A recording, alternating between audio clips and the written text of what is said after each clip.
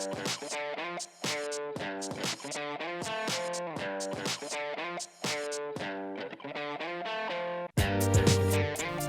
to Canada's Social Changemakers. My name is Justin Douglas, and today I'm here with Emillee Gilpin. She is the managing editor of IndigiNews, a local, progressive, independent news organization that's covering stories across British Columbia and all of Canada. Thank you for being here, Emillee. Thank you for having me. Just a quick recognition, we are on the unceded territories of the Algonquin-speaking people, also known as the Songhees and Esquimalt First Nations, as well as the Wasanich peoples.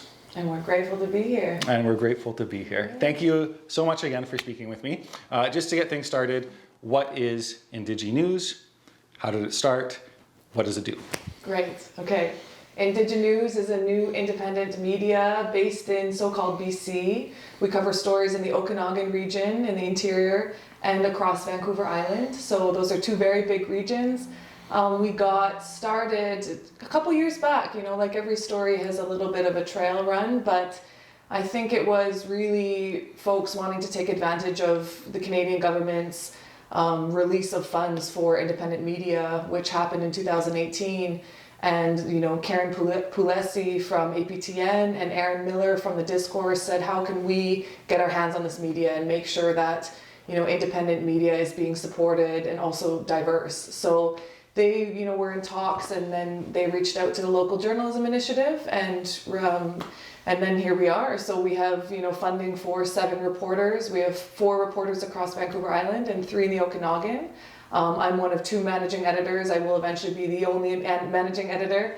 And, it's been a pretty amazing process over the last months. We had 4 folks working in April, and then we hired more in the summer. I came on in October, and we've just really hit the ground running. And it's really interesting news that you're covering, but what is the focus of the organization? Yeah, we say that we are a place where we hear your stories, understand, and we're trying to do things in a good way. And, a lot of folks want to say that, but what does that actually mean on the ground? So we're a team comprised of all women or non-binary folks. We take a lot of time to internally to do things differently. We're really feeling ourselves out in this ethical space as well. What can anti-oppressive ethical media look like, where we're not just kind of going with the way that media has before, mainstream media being very extractive. We cover Indigenous stories, for the community, by the community, but it's a big community. It's actually communities, as you know. Whenever there's that umbrella term, you get all kinds of people involved. Being, covering things in the Okanagan and across Vancouver Island, these are regions that are comprised of many different nations and communities. So we're really trying to cover stories specifically under the health and education and child welfare umbrellas, as is kind of mandated under our journalism initiative criteria. But as you know, everything's interconnected, and those are colonial English terms. So we kind of sneak out sometimes too, just to cover all of the good things that are happening in terms of arts and music and culture and the full gamut.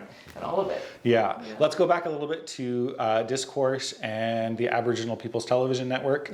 Yeah. So for people who might not know Discourse, it's another independent news organization based out of Vancouver. Right. And how did that relationship come about with Aboriginal People Television Network and eventually IndigiNews? Yeah, so Karen Pulesi, and I hope that I'm pronouncing her name right, but she worked with APTN for almost a decade now, teaches at Ryerson and has a Neiman Fellowship out of Harvard actually. And she hooked up with Aaron Miller, who was founder of the Discourse, and they talked about, like I said, really making use of this government fund for local journalism, independent media. And so the reporters report to Discourse.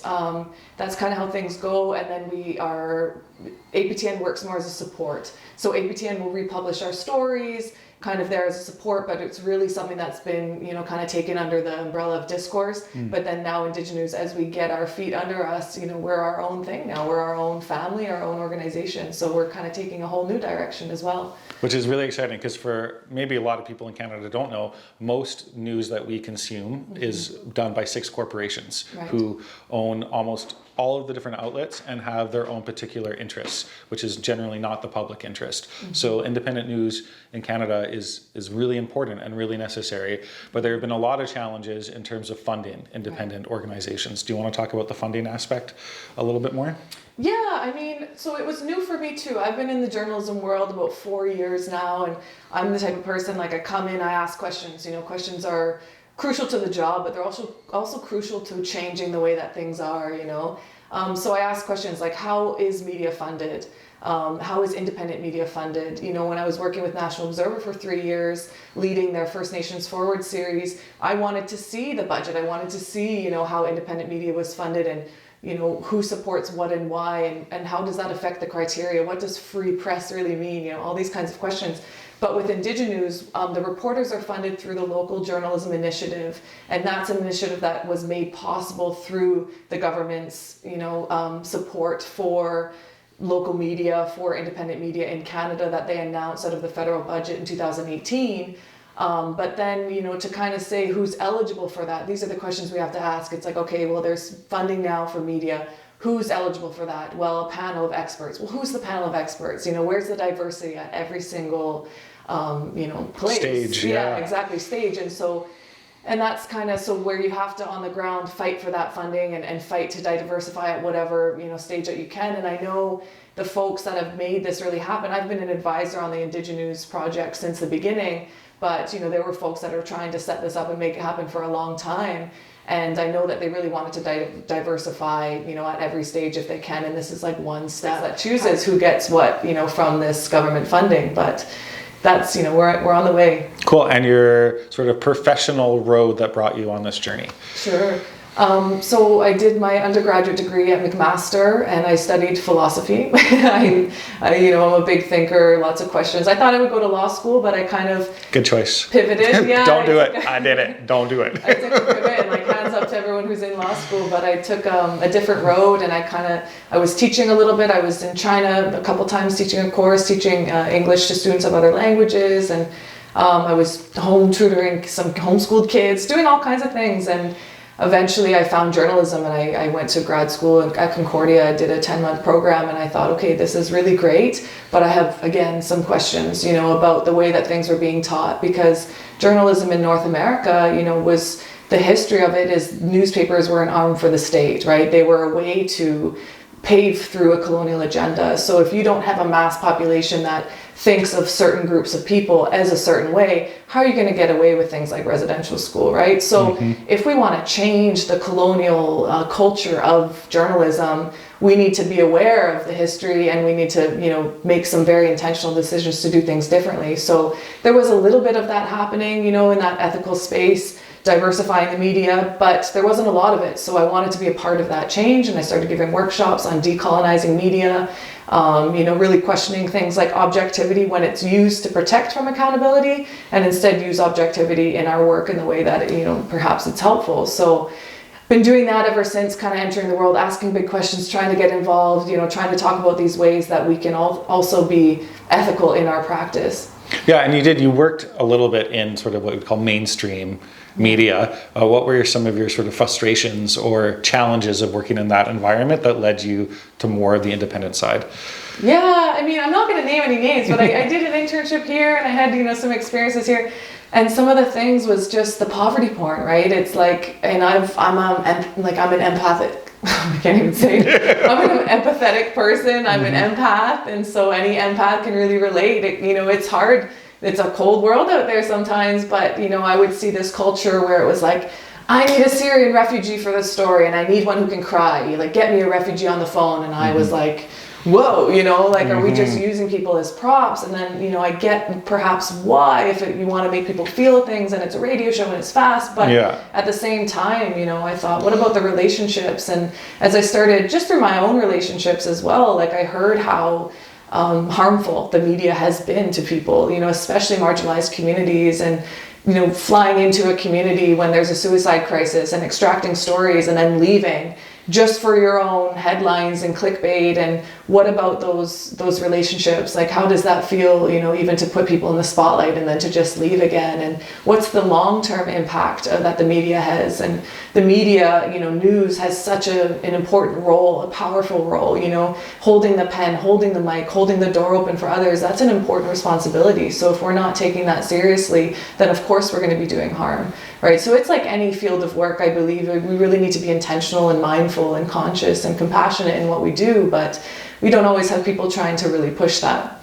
Yeah, and you've already been sort of circling around this answer, but I'm going to ask it again just to be very clear. But why is it important to have independent, progressive media in Canada? And why is it important to have an all-female and or non-binary team? Yes, even just saying it makes me smile, right? Because like, I don't see that. I didn't grow up seeing that. You know, I never heard of really such a thing of like a female-led or like, you know, diverse group of folks. And I kind of consider us like this little army that just popped out of nowhere. Like, I don't even know if Canada's really aware, you know, that we have this new media platform and that things are being done by a whole crew of people that do things in a different way. And it's important because, you know, we're mothers, we have different, you know, we're parents, we have different jobs. I'm not a parent, but the team is comprised of people who have busy lives, juggle things, who are partners, you know, majority Indigenous mixed people who know, like, we don't really need to talk about the harm that the media has done. We don't need to spend time doing that. We can spend time sharpening our skills and just really get the stories out there.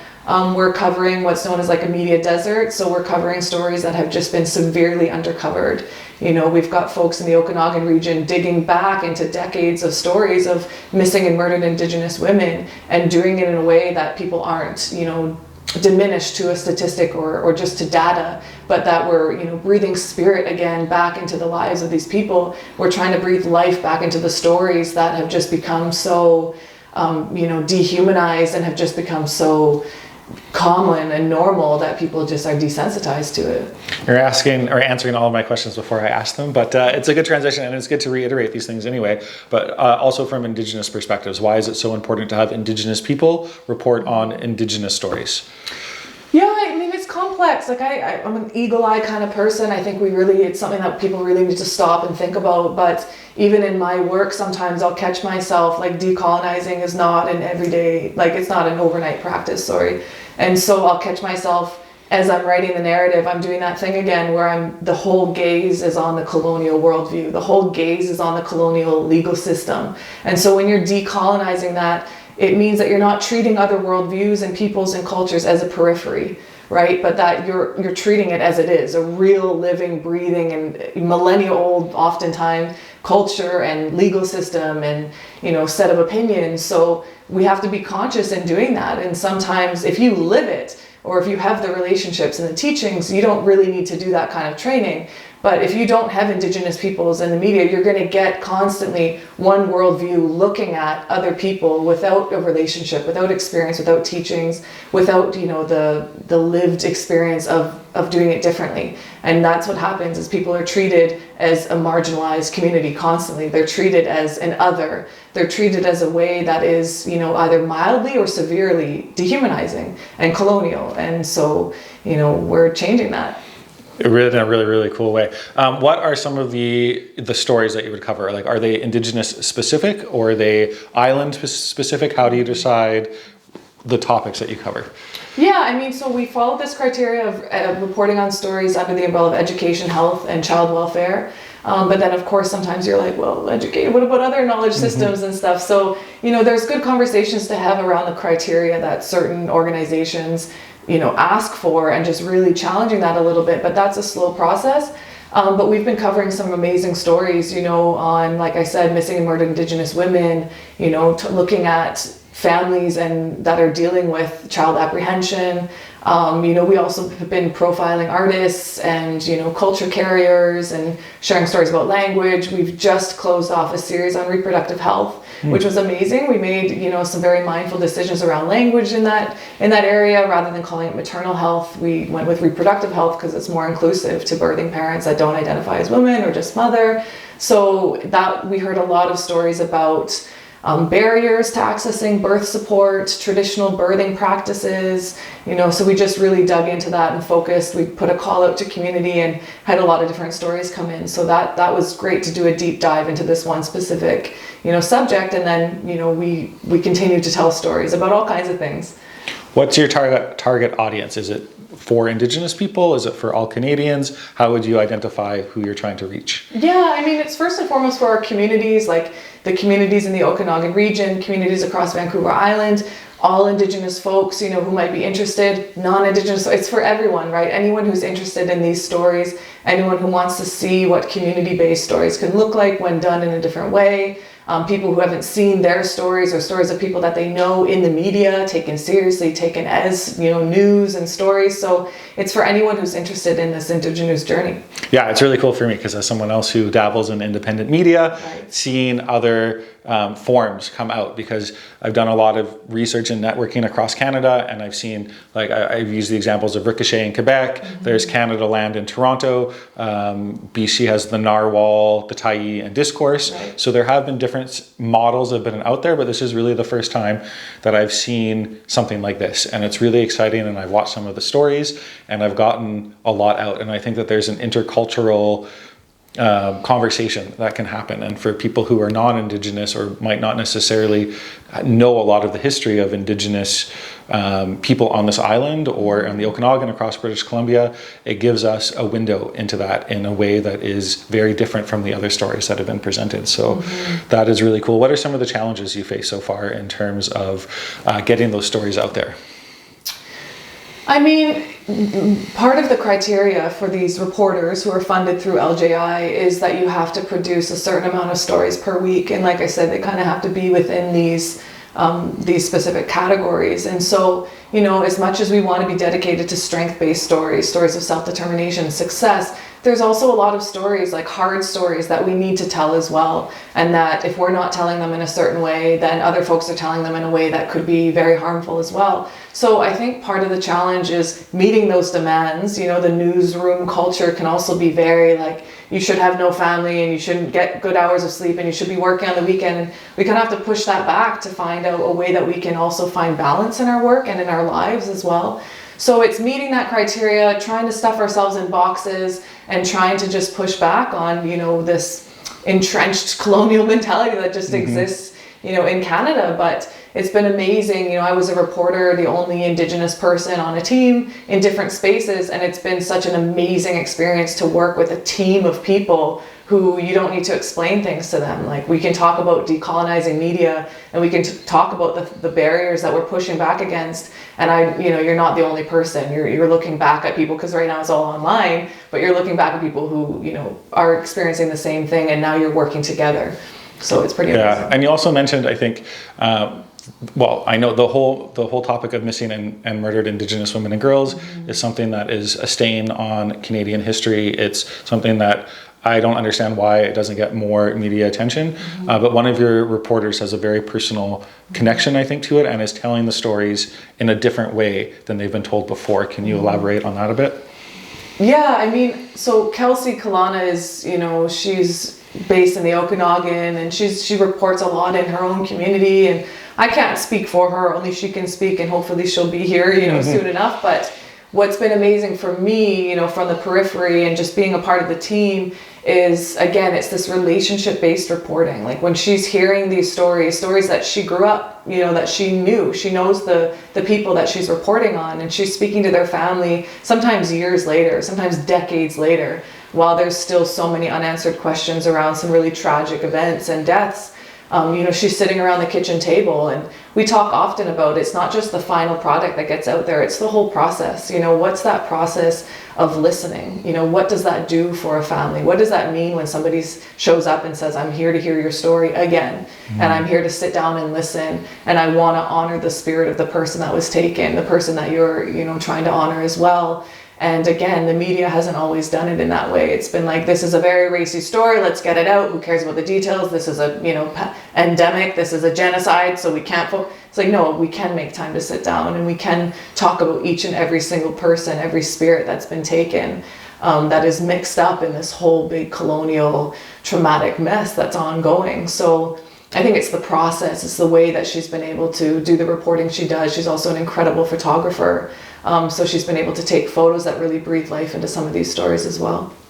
Yeah, I wish her the best. It's a story that means a lot to me, and that I mean, I don't have the same connection probably as other people do, but just as a person who sees suffering, it blows my mind that we would allow so many people to just disappear off the face of the planet and not have more accountability. It's still, anyway, not to move off of it without some grace, but COVID-19, we're in the middle of a pandemic. We are? What? What's going on? How has the pandemic impacted the reporting?